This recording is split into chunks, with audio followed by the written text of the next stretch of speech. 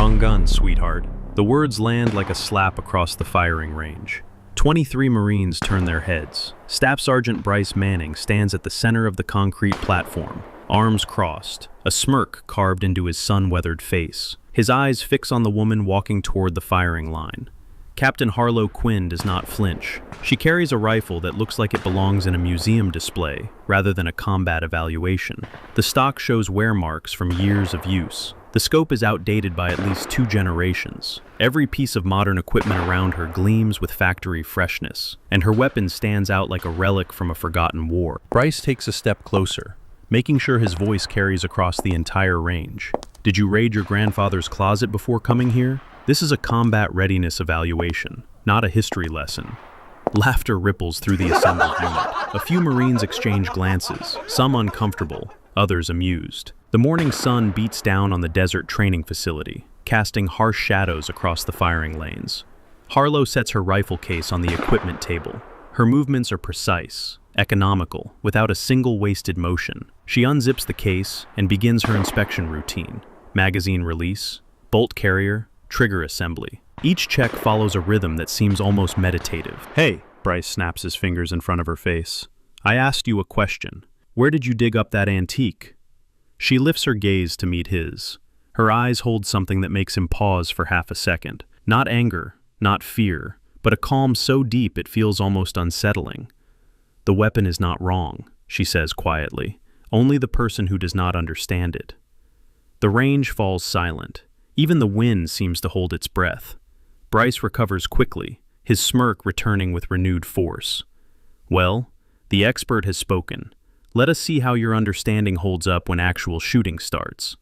He turns to the crowd, spreading his arms wide. Everyone, meet our visiting evaluator. She is here to judge whether we are ready for deployment. With that rifle, he points at her weapon. I feel safer already. More laughter, louder this time. Near the equipment shed, an older man in faded utilities watches the exchange. Master Gunnery Sergeant Earl Dawkins has seen 40 years of service. His hair has gone silver, his face carved by decades of sun and sand. Most people on this base treat him as furniture, a relic kept around for administrative tasks and the occasional war story. But Dawkins notices something the others miss, the way Harlow checks her rifle. The 4-count breathing pattern she maintains even under mockery, the precise angle of her grip when she lifts the weapon. He has seen that grip before, in places that do not appear on any official map. The evaluation begins with standard qualification rounds, targets at 300 meters, moderate crosswind, 60-second time limit. The exercise is designed to separate competent shooters from exceptional ones. Bryce volunteers to go first. He takes his position with practiced confidence, settling into a textbook shooting stance. His rifle is the latest model, equipped with advanced optics worth more than most cars. He breathes, steadies, and fires. 5 rounds, 4 in the center ring, 1 slightly off due to a wind gust. The score appears on the digital display, 92 out of 100. The unit erupts in applause. Bryce stands, raising one hand in acknowledgement, then turns to Harlow with a theatrical bow. Your turn, sweetheart. Try not to embarrass yourself too badly. Harlow walks to the firing line without comment. She does not adjust her position multiple times or make a show of reading the wind. She simply raises her rifle, settles her cheek against the stock, and goes still. 1 breath in, 1 breath out. She fires, a single round. The digital display flickers, then shows the result. Dead center. Perfect shot. The applause dies instantly. 23 pairs of eyes stare at the target, then at the woman, then back at the target. Even Bryce's smirk falters for a moment before he forces it back into place. Lucky shot, he says, but his voice has lost some of its edge. Anyone can hit 1 target. Let us see you do it consistently. Harlow does not respond. She ejects the spent casing, chambers another round, and fires again. Center, again, center, again, center. 5 rounds, 5 perfect shots. The grouping is so tight that from a distance, it looks like a single hole. The silence stretches until it becomes uncomfortable. Marines who were laughing minutes ago now shift their weight, avoiding eye contact with both Bryce and Harlow. Lieutenant Colonel Victor Hale steps forward from the observation platform. He is a compact man with close-cropped gray hair and the perpetually stressed expression of someone juggling too many responsibilities. The upcoming deployment has placed enormous pressure on his unit, and the weapons contract evaluation adds another layer of complexity. "Impressive shooting, Captain," he says, his tone carefully neutral. "But marksmanship is only part of combat readiness. We will see how your evaluation holds up across all criteria." Harlow nods once. "Understood, sir." She turns back to the equipment table and begins disassembling her rifle for cleaning. As she works, she pulls a small notepad from her pocket and writes something down. A series of numbers, a lot designation. Specialist Nora Wells notices. The young armory technician has been watching from the ammunition supply station, her fingers nervously drumming against a clipboard. When Harlow catches her eye, Nora quickly looks away, but not before Harlow sees the recognition in her face, and the fear. If you want to know what secret she just discovered, and why it made the armory tech turn pale, hit that like button and subscribe right now. This story is just getting started. The mess hall buzzes with conversation that evening. News of the morning's shooting exhibition has spread through the unit like wildfire. Opinions divide sharply between those impressed by Harlow's skill and those loyal to Bryce's reputation. Harlow sits alone at a corner table, her food untouched, reviewing documents on a tablet, equipment manifests, ammunition lot numbers, maintenance logs going back 18 months. The numbers do not add up. She traces her finger across a column of serial codes. Standard military procurement follows strict protocols. Every component, from rifle bolts to scope mounts, carries documentation linking it to approved suppliers. The parts currently installed in the unit's weapons should match the official inventory. They do not. Someone pulls out the chair across from her and sits down without invitation. Bryce Manning sets his tray on the table with deliberate force, making the silverware rattle. "You made quite a show today," he says. "Some people are calling you a ringer, others think you got lucky." Harlow does not look up from her tablet. "What do you think?" "I think you are here to cause trouble." He leans forward, lowering his voice so only she can hear. "This unit has worked for months to secure the new weapons contract. We need modern equipment, reliable suppliers. And then you show up with your museum piece and your superior attitude, ready to throw a wrench in everything." "I am here to ensure Marines do not die from defective equipment." Bryce's jaw tightens. "Our equipment is fine. Better than fine. It is state-of-the-art.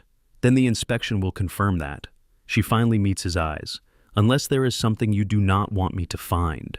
For a moment, something flickers across his face. Not anger, something closer to desperation. Then the mask slides back into place. "You know what your problem is?" He stands, grabbing his tray. "You think being good at shooting makes you better than everyone else, but skill does not matter if nobody trusts you." He raises his voice, ensuring nearby tables can hear. "And right now, nobody here trusts you. Remember that when you are writing your report." He walks away, leaving Harlow alone with her data and her suspicions. Across the mess hall, Nora Wells watches the exchange from behind a cup of coffee she has not touched in 20 minutes. Her hands have not stopped shaking since this morning. The lot numbers Harlow wrote down match the shipment Nora processed 3 weeks ago. The shipment that came with paperwork that felt wrong, signatures that seemed forced, quality certifications that arrived already printed rather than stamped on site. She wanted to report it, almost did, but then Mr. Tanner visited the base, smiled his friendly smile, explained how important the contract was for everyone involved, mentioned, almost casually, how whistleblowers in defense contracting tend to find their careers mysteriously derailed. Nora has student loans, a mother in assisted living, a younger brother starting college next fall. She cannot afford to be a hero. But watching Harlow sit alone, surrounded by hostility, calmly documenting evidence that could expose everything, Nora feels something she has not felt in weeks: hope and shame. The summons arrives at 2100 hours. Harlow reports to Lieutenant Colonel Hale's office as ordered, standing at attention before his cluttered desk. Hale does not invite her to sit. He shuffles papers for a full minute before speaking, a power play as old as military bureaucracy itself. "Captain Quinn," he finally looks up. "I have been reviewing your service record. Impressive credentials, multiple deployments, commendations I cannot even verify because the classification level exceeds my clearance." He pauses. "Which raises a question. Why would someone with your background be assigned to evaluate weapons contracts for a standard infantry unit?" "I go where I am ordered, sir." That is not an answer. Harlow meets his stare without wavering. With respect, Colonel, my assignment comes from sources above both our pay grades. My job is to ensure this unit is equipped for combat. Nothing more. Hale stands, walking to the window, overlooking the darkened training grounds. The contract we are evaluating represents a significant investment. Modern rifles, advanced optics, improved body armor, everything our Marines need to survive their deployment. He turns back to face her. I have worked for 2 years to secure this deal. Congressional hearings, budget committees, endless paperwork, and now, 3 weeks before final approval, you arrive with your antique rifle and start taking notes that make my armory tech nervous. If the equipment meets standards, my notes will reflect that. And if it does not, then Marines will be alive to complain about the delay in procurement. Hale's expression hardens. Let me be direct, Captain. This unit needs that contract. These men and women are deploying into active conflict zones. They deserve the best equipment available. They deserve equipment that works. Harlow's voice remains level. I have seen what happens when it does not. Something in her tone makes Hale pause.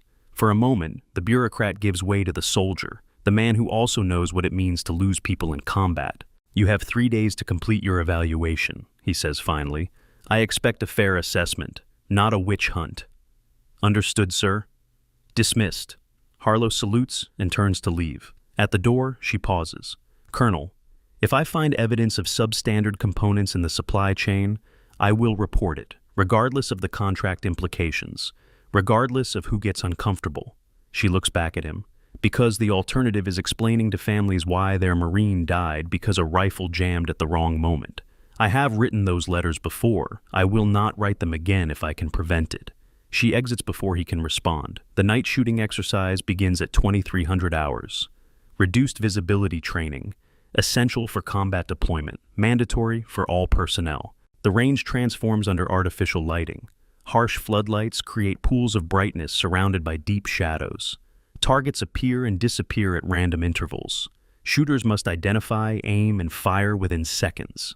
Harlow observes from the instructor platform, notepad in hand. She watches the unit cycle through the exercise, recording observations.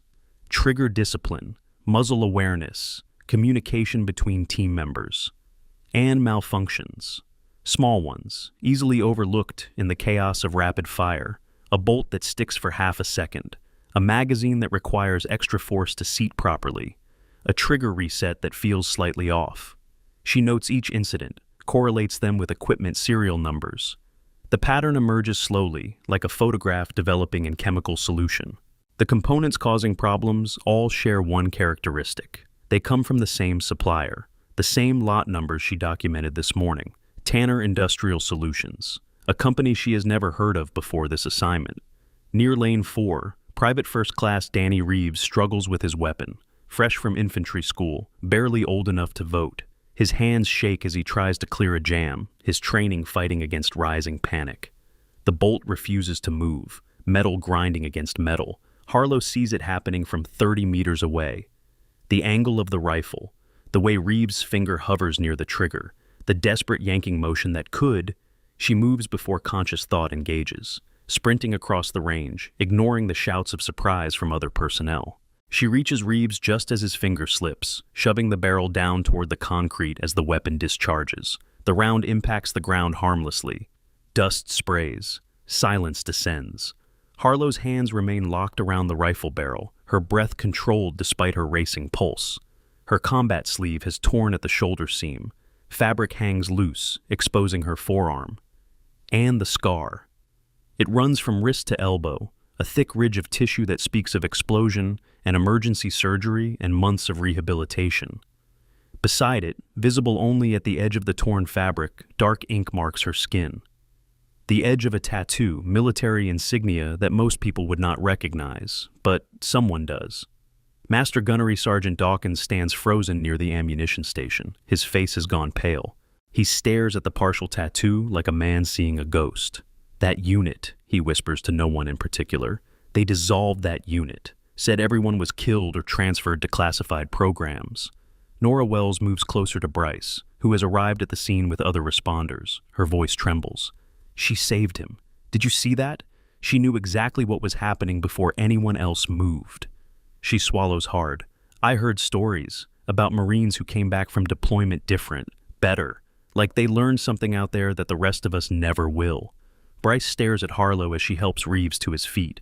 The young Marine is shaking, tears streaming down his face, babbling apologies. Harlow's hands shake too, just slightly, a tremor that someone watching closely might attribute to adrenaline. But Bryce sees her eyes, the way they go distant for just a moment, the way her fingers trace the scar on her arm in an unconscious gesture. She is not remembering what almost happened tonight. She is remembering what did happen, somewhere else. Someone else who did not walk away. That gun jammed because of the parts, Nora continues, her voice barely audible. The parts I processed. The parts I knew were wrong but said nothing about. Her hands twist together. She could have died tonight. That kid could have died. Because I was afraid. Bryce does not respond. His attention remains fixed on Harlow as she speaks quietly with Reeves, her posture calm, her words too soft to carry. For the first time since her arrival, he is not thinking about the contract, not thinking about his reputation, not thinking about winning. He is thinking about the look in her eyes, and the fact that he has seen it before, in his bathroom mirror, every morning for the past 6 months. The look of someone carrying a weight they cannot put down. Bryce just saw something that stopped his mockery cold, but the secret he is hiding runs even deeper than her scars. Comment below, what do you think he is so desperate to protect? The investigation intensifies over the following 48 hours. Harlow requests access to procurement records, maintenance logs, and supply chain documentation. Her requests encounter resistance at every level. Files go missing. Computer systems experience convenient outages. Personnel who might have useful information suddenly receive temporary duty assignments to other facilities. Someone does not want her looking too closely. She adapts, works through unofficial channels, spends 18-hour days cross-referencing serial numbers, interviewing technicians, examining failed components under magnification. The picture that emerges is worse than she expected. Not just substandard parts, counterfeit parts. Components manufactured to look identical to military specification equipment, but built with inferior materials. Parts that work fine under normal conditions, but fail catastrophically under combat stress.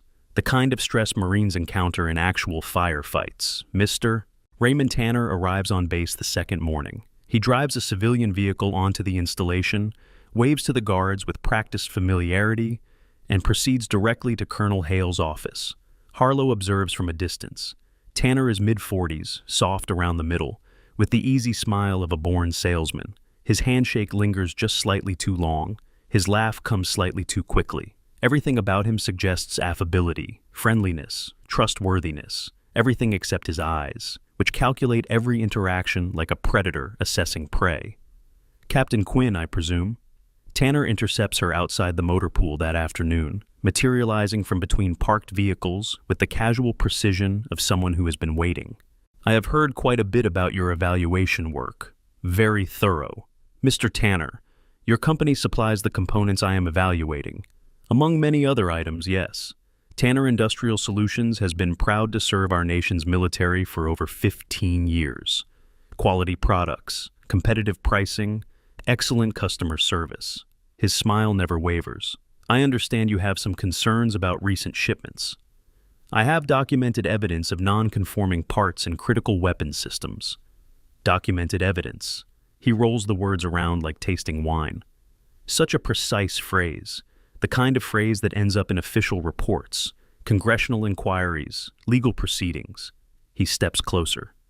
The kind of phrase that destroys careers, both the careers of those making accusations and those defending against them. Harlow does not retreat. Is that a threat, Mr. Tanner? Merely an observation. The defense contracting world is surprisingly small, Captain. Reputations matter enormously. A single negative report can follow someone for decades. His smile broadens.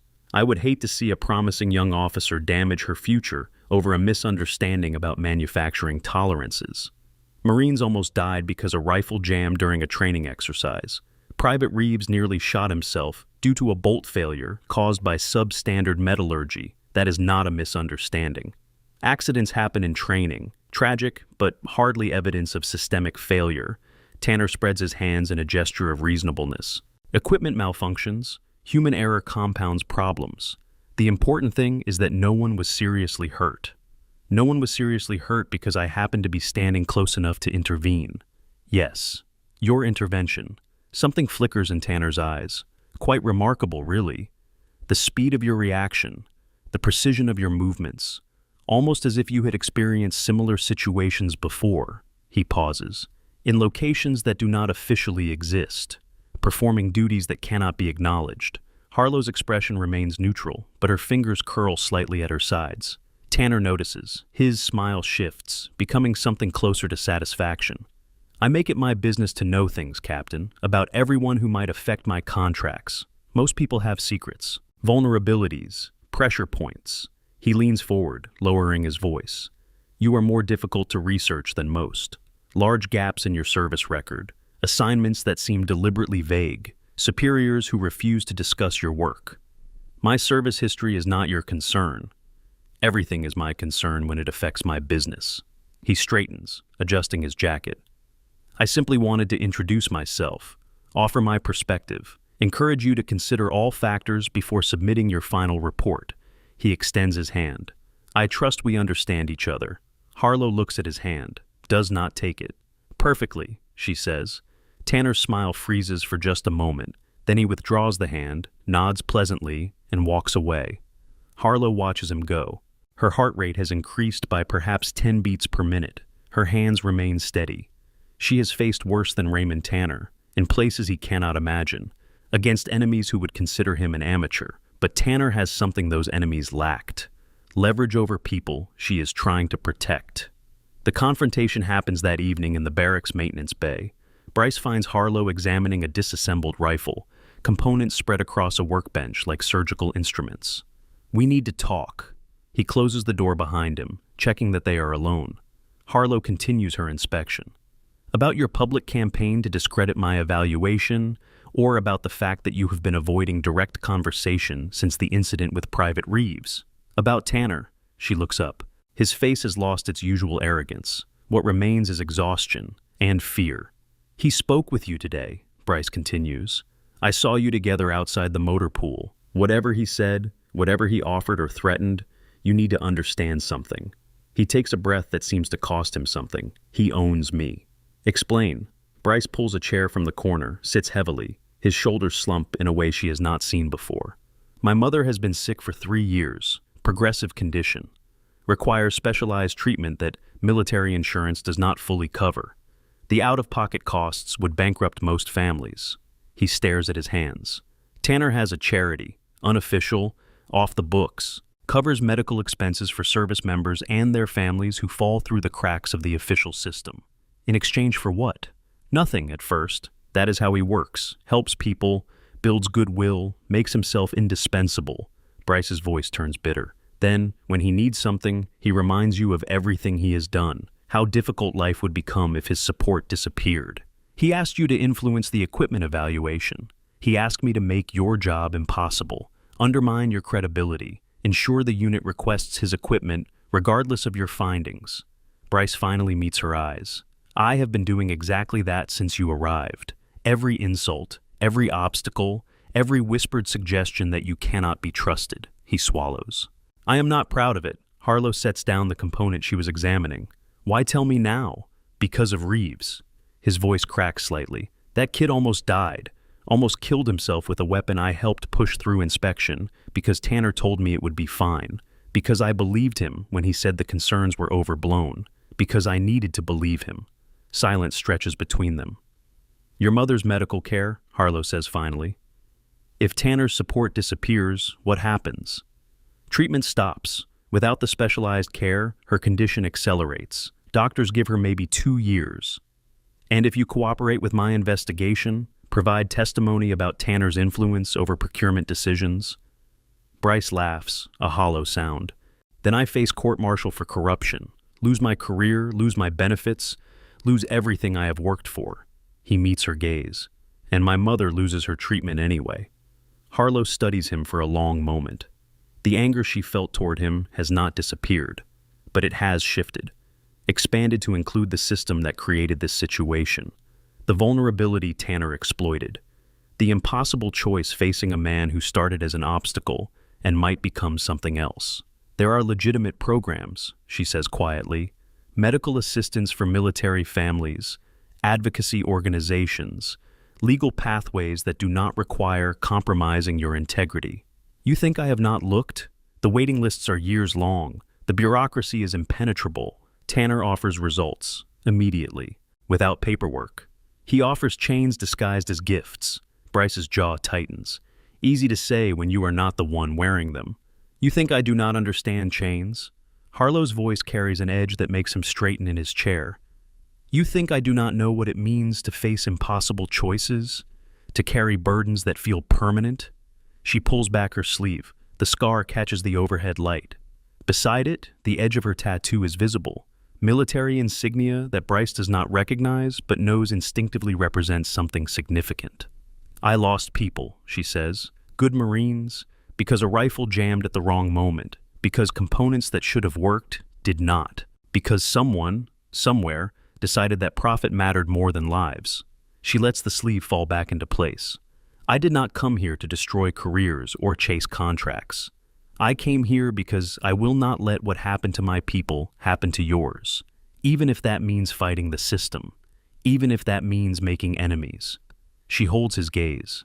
The question is whether you are going to help me, or whether you are going to keep pretending that Tanner's kindness does not have teeth. Bryce stares at her, at the scar, at the woman he has spent days trying to humiliate. You think choices are black and white, he says finally. Do the right thing or live with the consequences. But some of us do not have that luxury. Some of us are already drowning. Then stop drowning alone. Harlow leans forward. Give me evidence. Documentation of Tanner's requests, records of the pressure he has applied, proof that links him to the counterfeit components. And if I do, what happens to my mother? I cannot promise solutions, but I know people who work outside Tanner's influence, people who might help. She pauses. Or you can keep serving him. Keep pushing dangerous equipment onto Marines who trust you. Keep hoping the next malfunction does not kill someone you actually care about. She stands, gathering the rifle components from the workbench. Choice is yours, Sergeant, but make it soon, because I am filing my preliminary report in 48 hours. And right now, that report contains evidence that leads directly to procurement fraud, bribery, and negligent homicide. She walks toward the door. Quinn. Bryce's voice stops her. Why did you tell me all this? I have spent days making your life difficult.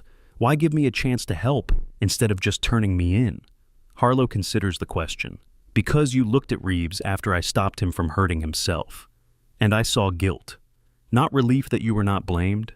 Not calculation about how to spin the incident. Guilt. She turns the door handle. Which means somewhere under the fear and the debt and the bad decisions, there is still a Marine who remembers what the uniform is supposed to mean. She leaves without waiting for a response. Behind her, Bryce remains in the chair. His hands shake slightly, his chest feels tight. For 6 months, he has told himself there was no alternative, that Tanner's help was necessary, that the small compromises were worth the larger good. Tonight, a woman with scars and secrets offered him something he had stopped believing existed, a choice. The question now is whether he has the courage to make it. The base settles into uneasy quiet as midnight approaches. Most personnel sleep in their bunks, unaware of the currents moving beneath the surface of routine operations. In the armory, Nora Wells sits alone at her workstation. Spread before her are the documents she has been too afraid to examine closely. Shipping manifests, quality certifications, chain of custody forms, the evidence of her complicity. Her phone buzzes. A text from an unlisted number, Mr. Tanner's weekly check-in, friendly, casual, the kind of message that sounds innocent but carries weight. Hope everything is going well. Remember, we appreciate loyalty, looking forward to continued partnership. She stares at the words until they blur. In the officer quarters, Harlow reviews her notes one final time. The case against Tanner is building, but remains incomplete. She needs insider testimony, documentation of specific requests, direct evidence linking the contractor to deliberate fraud rather than mere negligence. Bryce could provide that evidence if he chooses to. She sets down her notepad and moves to the small window. Outside, the desert stretches dark and endless, stars scattered across the sky like bullet holes in black fabric. Somewhere out there, Marines are preparing for deployment, trusting that their equipment will function when lives depend on it, believing that the people responsible for their gear have their best interests at heart. She thinks about the weight of that trust, the betrayal when it fails, and the price of staying silent. Her phone vibrates, a message from a secure channel she has not used since her last deployment. Tanner flagged in multiple investigations. Federal interest increasing, recommend caution. He has resources and desperation makes people dangerous. She reads the message twice, then deletes it. Caution is wise, but caution did not save her team 3 years ago. Evidence did, documentation did, refusing to back down did. She will not make the same mistake of trusting systems that failed before. Tomorrow, she will push harder, force the issue into the open, make Tanner and his enablers choose between exposure and escalation. Whatever comes next, she will face it the same way she has faced everything since that day in the desert, with discipline, with precision, with the memory of those who cannot fight alongside her anymore. The investigation is far from over, but the balance of power is about to shift. The morning sun rises blood red over the desert horizon. Harlow stands at the edge of the firing range, watching the light spread across sand and concrete. In 12 hours, she will submit her preliminary report. In 12 hours, Raymond Tanner's carefully constructed empire will begin to crumble, unless he moves first. She checks her phone. No messages from Bryce since their conversation last night. No indication whether he has chosen to help or retreat into the familiar comfort of compromise. She cannot force his decision, can only hope that somewhere beneath the fear, the Marine she glimpsed still exists. The base stirs to life around her, personnel moving to morning duties, vehicles rumbling toward the motor pool, the ordinary rhythms of military routine continuing as if nothing threatens to shatter them. Harlow turns toward the armory, time to gather the final pieces of evidence. She finds Nora Wells waiting outside the building, arms wrapped around herself despite the growing heat. The young technician looks like she has not slept. Dark circles shadow her eyes. Her uniform appears hastily assembled, buttons misaligned. "Captain Quinn," Nora's voice trembles. "I need to show you something." Inside the armory, away from windows and doors, Nora spreads documents across a metal table. Shipping manifests, quality control reports, internal communications she was never supposed to access.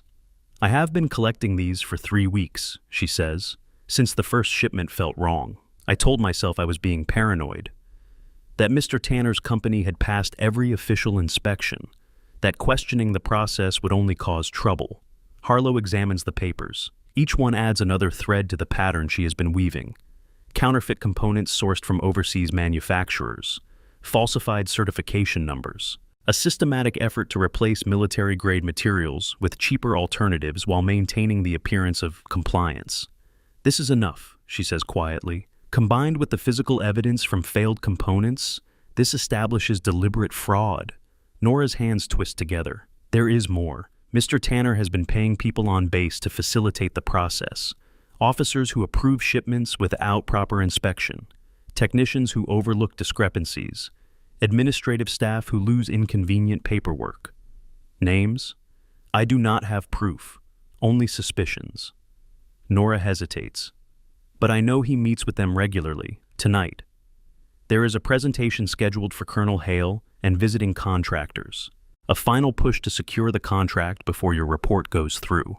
Harlow considers the information, a gathering of Tanner's network in one location, an opportunity to document connections, to identify the full scope of corruption, also a trap if Tanner suspects her intentions. "Why are you telling me this now?" she asks.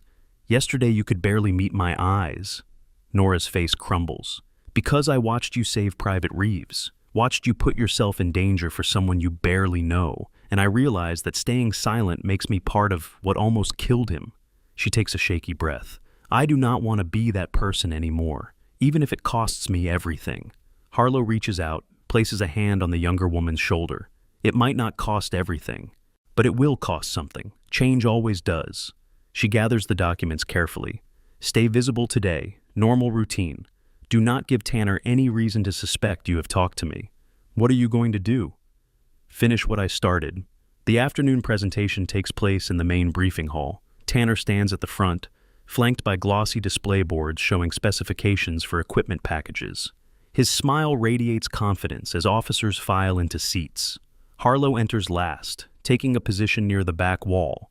Her presence draws glances, whispers. Bryce sits 3 rows ahead, his posture rigid, his eyes fixed on some middle distance that offers no comfort. Colonel Hale opens the proceedings with brief remarks about the importance of proper equipment for the upcoming deployment. His tone suggests enthusiasm he does not fully feel. Budget pressures and timeline constraints have narrowed his options to a single supplier, the supplier currently smiling at the assembled crowd. "Thank you, Colonel." Tanner steps forward, remote control in hand. "Ladies and gentlemen, I am honored to present the comprehensive solution that will keep your Marines safe in the most demanding conditions." Slides advance, statistics flow, testimonials from satisfied customers scroll across the screen, everything polished, professional, convincing. Harlow watches faces rather than slides, notes which officers nod at Tanner's points, which ones avoid his eye contact, which ones check their phones with suspicious frequency, the network revealing itself through body language. 30 minutes into the presentation, Tanner pauses for questions. An officer near the front raises a hand. "Mr. Tanner, there have been reports of equipment malfunctions during recent training exercises. How do you address concerns about component reliability?" Tanner's smile never wavers. "Excellent question. As with any complex system, occasional issues arise during the integration phase. Our quality assurance team has investigated each reported incident and found that operator error accounts for the majority of problems." His eyes flick toward Harlow. "We remain committed to working with unit personnel to ensure proper training and maintenance protocols." "The incident with Private Reeves," another voice calls out, "the bolt failure that nearly caused a serious accident, was that operator error?" Murmurs ripple through the audience. Tanner's composure flickers for just a moment. "That incident is still under review. However, preliminary analysis suggests that improper cleaning procedures may have contributed to the malfunction. We are developing enhanced maintenance guidelines to prevent similar occurrences."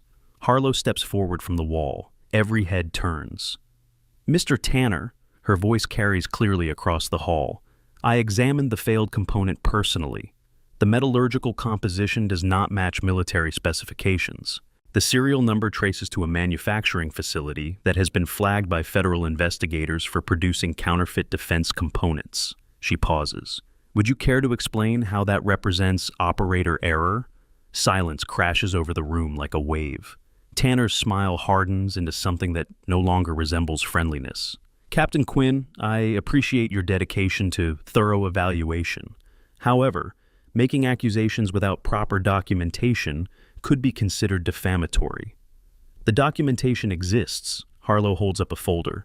"Shipping manifests showing components from unapproved suppliers. Quality certifications that were generated before inspections actually occurred.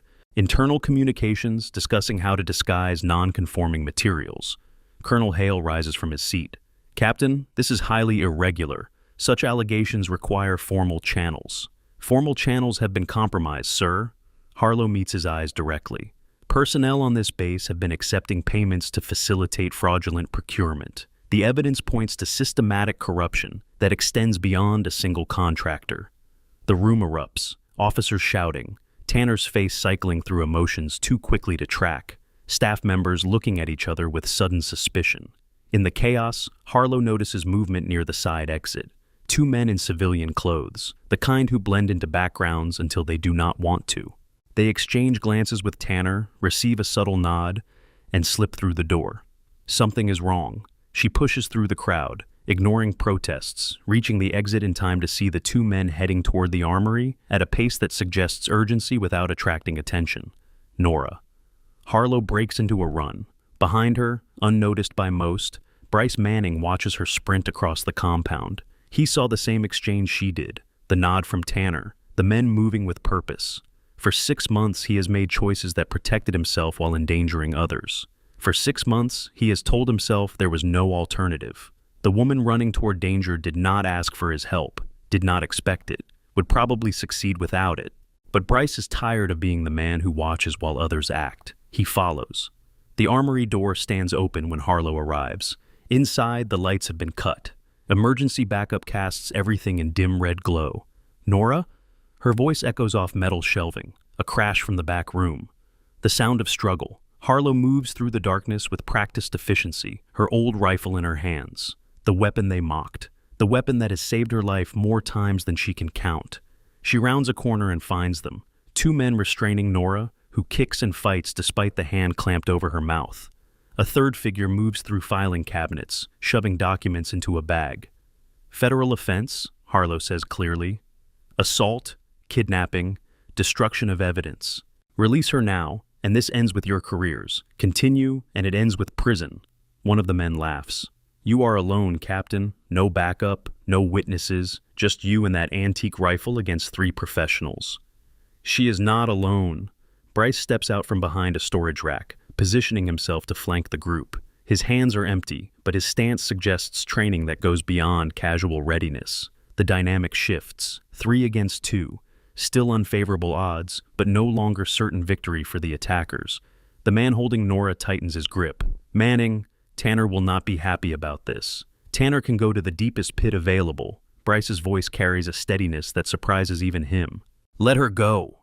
The third man abandons the documents and draws a weapon from beneath his jacket. He aims at Harlow. She does not hesitate. Her rifle comes up, sights aligned, and she puts a round through the filing cabinet beside his head. The sound is deafening in the enclosed space. The man flinches, his own weapon dropping as he covers his ears. The next one does not miss, Harlow says. Your choice. The second man releases Nora and lunges toward Bryce. A mistake. Bryce may have compromised his integrity, but he never compromised his combat training. He sidesteps, redirects the attacker's momentum, and drives him into a metal shelf unit with controlled force. Harlow handles the first man with similar efficiency. A hip turn, a wrist lock, and he finds himself face down on concrete with his arm twisted at an angle that discourages resistance. The third man, still disoriented from the gunshot, tries to run for the back exit. Bryce intercepts him with a shoulder check that sends him sprawling. In less than 30 seconds, all 3 attackers are subdued. Harlow secures them with zip ties from a maintenance kit, while Bryce helps Nora to her feet. Are you hurt? He asks. Nora shakes her head, trembling but intact. Her eyes move between Bryce and Harlow, struggling to process what just happened. You came, she says to Bryce. After everything, you came. I should have come sooner. Should have done a lot of things sooner.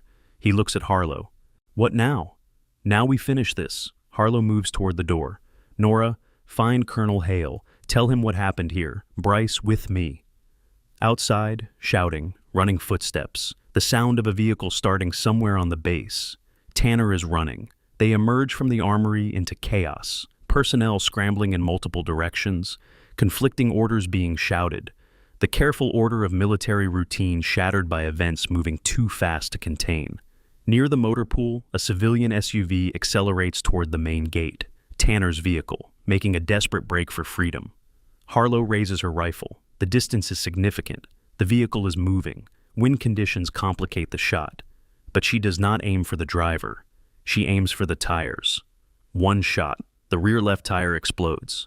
The SUV swerves, overcorrects, and slides to a stop against a concrete barrier. Military police converge before Tanner can exit the vehicle, weapons drawn, commands shouted. The contractor who smiled so easily now finds himself face down on asphalt, hands being secured behind his back. Harlow lowers her rifle. Bryce stands beside her, watching the scene unfold.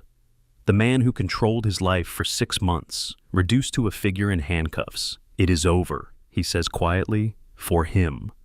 Harlow's eyes remain on Tanner. For you, it is just beginning. Bryce finally made his choice and fought alongside the woman he spent days trying to destroy, but the price of redemption is never free. Share this video with someone who needs to see what real courage looks like, and stay with me for how this ends. The formal proceedings begin 3 hours later. Military investigators have secured the armory. Federal agents have taken custody of Tanner and his associates. The documents Nora preserved now form the foundation of multiple criminal cases. Harlow provides her statement in a small conference room, speaking clearly into recording equipment. She details her findings methodically. Evidence, timeline, connections, the systematic effort to compromise equipment that Marines would depend upon in combat. When she finishes, the lead investigator, a gray-haired woman with the focused intensity of someone who has dismantled corruption before, sets down her pen. Captain Quinn, your report identifies multiple individuals on this base who facilitated Tanner's operation. Some of them are career officers with decades of service. Yes, ma'am. You understand the implications? This will not end quietly. Courts-martial, congressional inquiries, media attention that the Marine Corps would prefer to avoid. Harlow meets her eyes. I understand that Marines were nearly killed by equipment that should never have reached them. I understand that without intervention, the same defective components would have deployed, with units heading into active combat zones. And I understand that the Corps' reputation matters less than the lives of the people who serve in it. The investigator studies her for a long moment, then nods. Your service record suggests this is not your first time exposing uncomfortable truths. No, ma'am, it is not.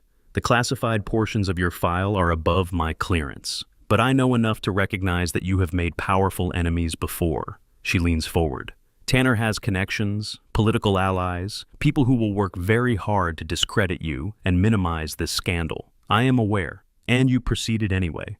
3 years ago, I lost 4 Marines because a rifle jammed during a firefight, counterfeit components that passed inspection, supplier negligence that went undetected. After the investigation, I learned that warning signs existed but were ignored because pursuing them would have been inconvenient. Harlow's voice remains steady, but something shifts beneath the surface. I could not save them, but I can make sure their deaths were not meaningless. Every time I stop another Tanner, every time I prevent another Marine from dying because someone prioritized profit over safety, they matter. The investigator closes her notebook. Captain Quinn, the Marine Corps is fortunate to have you, even when the Corps does not realize it. Outside the conference room, the base is transformed. Military police stationed at key intersections, personnel moving in controlled patterns rather than casual routines. The atmosphere of a community that has discovered rot at its core and begun the painful process of excision. Harlow finds Nora sitting on a bench near the administration building. The young technician looks exhausted, but calmer than before. They said I might face administrative action, Nora says, for not reporting my suspicions sooner. You came forward when it mattered. That counts for something. Does it? People almost died because I stayed quiet. Harlow sits beside her. People almost died because a criminal exploited a system designed to trust. You were one of his victims, not his accomplice. It does not feel that way. It will, eventually. Harlow watches personnel move past, faces grim with the weight of recent revelations. The important thing is what you choose to do next. Learn from this. Become someone who speaks up earlier. Use what happened to make sure it does not happen again. Nora considers this. Is that what you did, after whatever happened to you before? Harlow's hand moves unconsciously to her forearm, the scar beneath her sleeve, the memories that never fully fade. Something like that. Evening falls over the base with the slow inevitability of desert sunsets. The sky burns orange and purple, painting harsh military architecture in colors that almost suggest beauty. Colonel Hale convenes a formation in the main assembly area.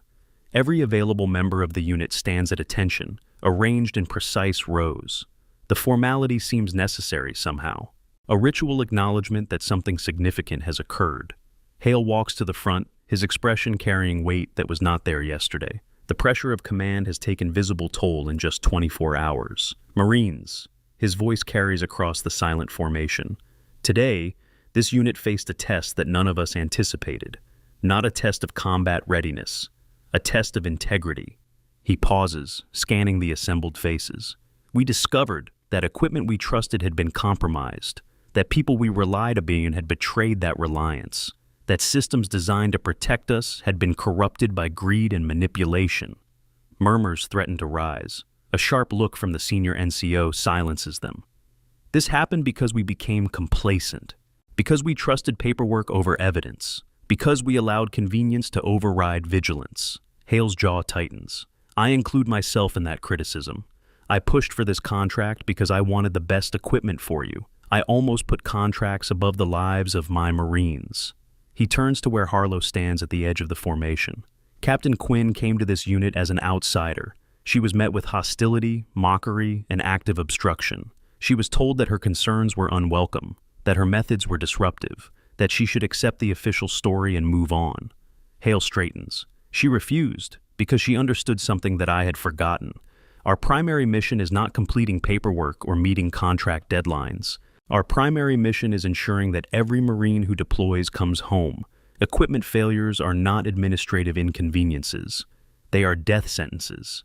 He gestures, and Bryce Manning steps forward from the formation. The sergeant moves stiffly, his face pale, his posture reflecting internal struggle. Staff Sergeant Manning has submitted a full confession regarding his involvement with the contractor conspiracy. He has provided testimony that will strengthen federal cases against multiple individuals. He has also demonstrated, in the armory this afternoon, that redemption begins with action rather than words. The formation stirs. News of what happened in the armory has spread. Bryce fighting alongside the woman he had tried to destroy. A choice that does not erase his mistakes, but begins to balance them. Bryce faces the assembly. His voice emerges rough, forced through constriction in his throat. I made choices that endangered people I swore to protect. I justified those choices with excuses about circumstances and family obligations. I told myself that the ends would justify the means. He looks directly at Harlow. I was wrong. There is no justification for compromising the safety of Marines. No excuse that makes endangerment acceptable. I allowed fear to override honor. His knees bend. Slowly, with the deliberate control of someone making the most difficult decision of his life, Bryce lowers himself to the ground before the entire formation. Captain Quinn, I publicly mocked you, deliberately undermined your work, tried to discredit your evaluation before you could expose the truth. His voice breaks. I am sorry, not because I got caught, because Private Reeves almost died due to equipment I helped push through inspection, because my cowardice nearly cost lives. Because I spent days attacking someone who was trying to save us. The silence stretches. Every eye moves between Bryce, kneeling in the dirt, and Harlow, standing motionless at the formation's edge. She walks forward. Her footsteps echo in the quiet. When she reaches Bryce, she stops, looks down at him. The man who called her weapon an antique, who turned the unit against her, who chose Tanner's money over Marine lives. The man who, when it mattered most, chose to fight beside her instead of against her. Harlow extends her hand. Kneeling does not save anyone, she says. Stand up and tell them everything you know. Bryce stares at her hand. The offer it represents, not forgiveness exactly, something more complicated, a chance to convert remorse into action. He takes it. Harlow pulls him to his feet. Redemption is not a moment, she continues, loud enough for the formation to hear. It is a process. It starts with confession. It continues with cooperation. It proves itself through changed behavior over time. She releases his hand. You took more than the first step today. You chose to act when action cost you something. The rest is up to you. Bryce nods. Words seem beyond him. Master Gunnery Sergeant Dawkins approaches from the edge of the formation. The old veteran has watched everything with eyes that have seen too much to be surprised, but something in his expression suggests respect, recognition. That unit patch, he says quietly, pitched for Harlow's ears only. The one I saw when your sleeve tore. I served alongside them. 20 years ago. Different war. Same mission. He pauses. They told us everyone was gone, killed or vanished into programs that do not officially exist. Harlow meets his gaze but says nothing. I am glad they were wrong, Dawkins continues. Whatever you became after, wherever they sent you, the Corps needs people who remember what the uniform actually means. He raises his hand in a salute that carries decades of service behind it. Semper Fi, Captain.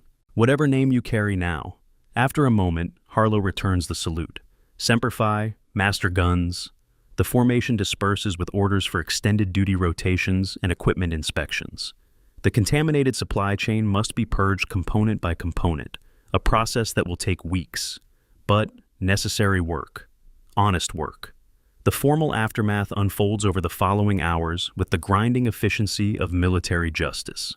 Tanner faces federal charges that will likely result in decades of imprisonment. His assets are frozen pending forfeiture proceedings. His company dissolves under investigation scrutiny, contracts canceled across every branch of service. The officers who facilitated his operation face courts-martial, careers ending not with honorable retirement, but with disgrace and potential incarceration. Families shattered by choices made in pursuit of money that ultimately brought nothing but ruin. Bryce Manning receives administrative punishment rather than criminal prosecution. His cooperation and his actions in the armory earned reduced consequences, but his career trajectory has changed permanently. No more fast track to senior positions, no more assumptions of inevitable advancement. He accepts the verdict with something that looks almost like relief. "What will you do now?" Harlow asks him outside the administrative building as night settles over the base. "Report to my new assignment, training cadre at a facility in Kansas, teaching recruits the basics." He attempts a smile that almost forms. "Maybe that is where I belong, reminding people what matters before they forget." "Your mother's treatment?" "The investigators connected me with legitimate assistance programs. Slower than Tanner's money, more paperwork, but clean." He looks at his hands. "She said she would rather struggle than have me sell my soul for her sake. I should have listened from the beginning." "You are listening now." Bryce finally meets her eyes. "In the armory, when I followed you, I did not think about it, did not calculate the risks or the benefits, just moved. That is usually how the right choice happens, before you have time to talk yourself out of it. The rifle, your rifle, the one I called an antique." He shakes his head slowly. "It was never wrong. I was wrong. About the weapon, about you, about what strength actually looks like." Harlow glances toward the armory, where her rifle waits in its case. "The weapon has history," she says. "It belonged to someone I served with, someone who taught me that reliability matters more than features. That understanding your equipment matters more than following trends." She pauses. "She did not survive to carry it herself, so I carry it for both of us. I am sorry for your loss, for everything I did and said, for all of it. I know."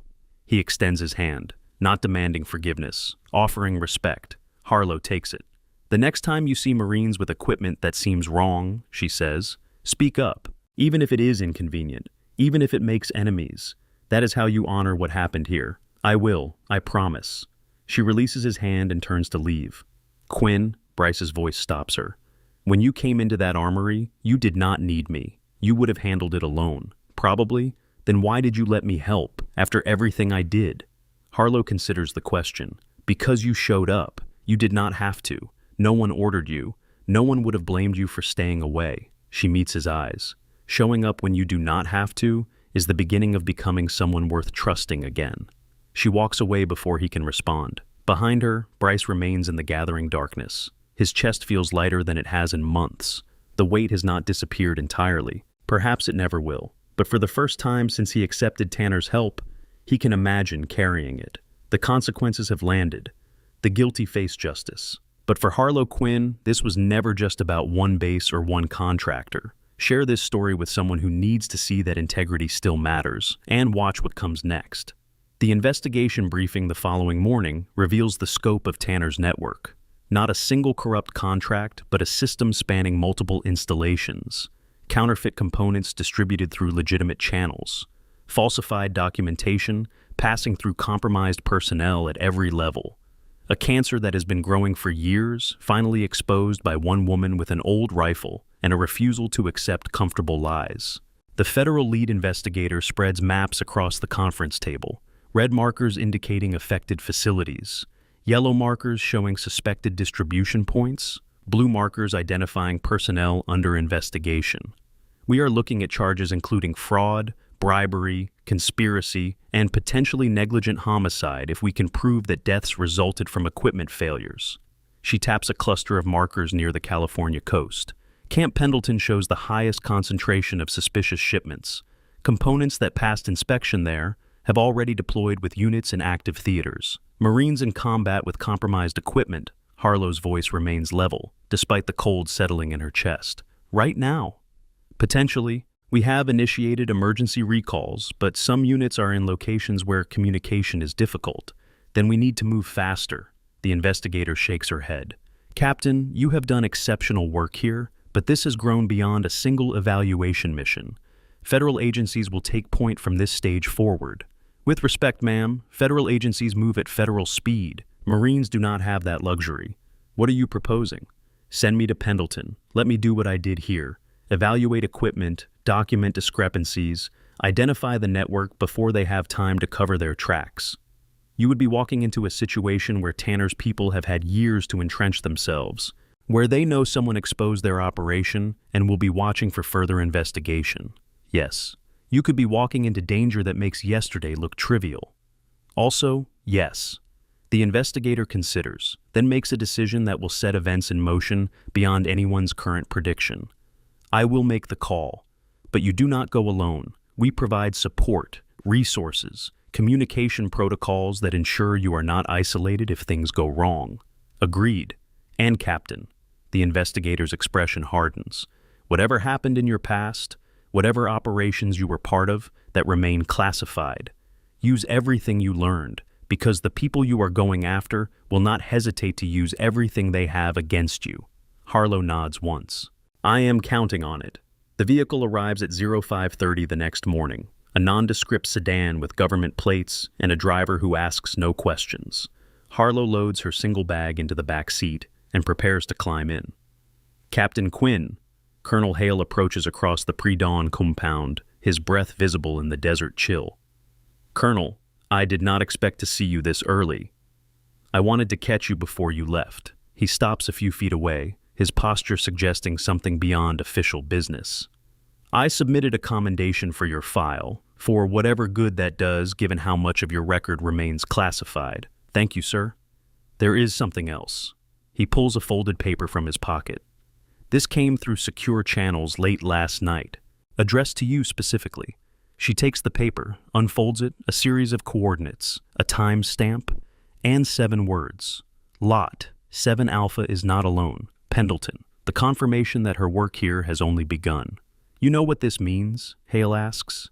It means Tanner was a symptom, not the disease. The network extends further than anyone has documented. The investigators mentioned you volunteered for the next phase, walking into a situation that could be significantly more dangerous than what happened here.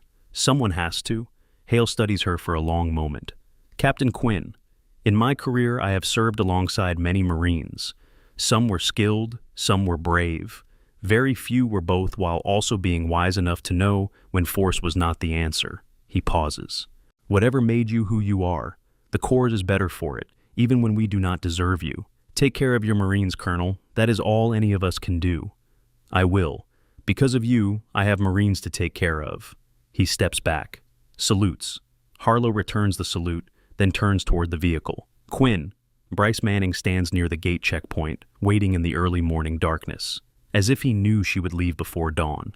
She walks over, the sedan idling behind her. I wanted to say thank you, he says, for letting me help yesterday, for not treating me like the enemy when I showed up. You chose to be there. That matters. It does not erase what I did before. No, it does not. Harlow meets his eyes. But it proves you are capable of choosing differently. That is all anyone can ask. Bryce nods slowly. The rifle. I keep thinking about it, how everyone laughed, how I led the laughing. He swallows. That rifle saved Nora's life. Probably saved mine too. The weapon was never the problem. I know. The problem was me, my assumptions, my arrogance, my willingness to follow the crowd instead of thinking for myself. He straightens. That changes now? Good. She turns to leave, pauses. Sergeant Manning? Yes? It is fine now, as long as from today forward you choose correctly. She walks to the sedan and climbs in. The vehicle pulls away, passing through the gate checkpoint and onto the desert highway beyond. Bryce watches until the taillights disappear into the pre-dawn darkness. Behind him, the base continues its recovery. Evidence teams processing the armory, investigators interviewing personnel, new protocols being drafted to prevent future compromises, the work of rebuilding trust, one decision at a time. Inside the sedan, Harlow pulls the unit patch from her pocket, studies the faded insignia in the growing light. 4 names, 4 Marines, 4 reasons to keep moving forward. Her phone vibrates, a message from a number she recognizes but could not trace. Pendleton team activated, cover identity prepared, support assets in place. Be careful. Tanner was small fish. What you are swimming toward has teeth. She reads it twice, deletes it. The highway stretches ahead, straight and endless, disappearing into sunrise that paints the desert in shades of gold and red. Somewhere, Marines carry equipment that might fail them in combat. Somewhere, another network counts money while lives hang in balance. Somewhere, the system that should protect warriors has been turned against them. She tucks the patch away, settles into her seat, closes her eyes for rest that will be brief and shallow. The driver glances in the rearview mirror. Long drive to California, ma'am. Should reach Pendleton by tomorrow evening. Good. Tomorrow brings new enemies, new obstacles, new chances to fail or succeed. But today, she carries something she did not have when she arrived at this base. Proof that people can change, that fear does not have to win, that one person standing firm can shift the direction of an entire unit. The rifle case rests beside her. The weapon that was never wrong, carried forward by hands that remember what it cost to learn that lesson. Justice is not loud, it is patient, and it never stops hunting. She was quiet. They looked at her, but she was the strongest person in the room. This is why we never judge people too fast. Real strength is quiet. Subscribe for more stories like this. Comment your thoughts below and share it with a veteran you know. Stay strong. See you soon in the next story.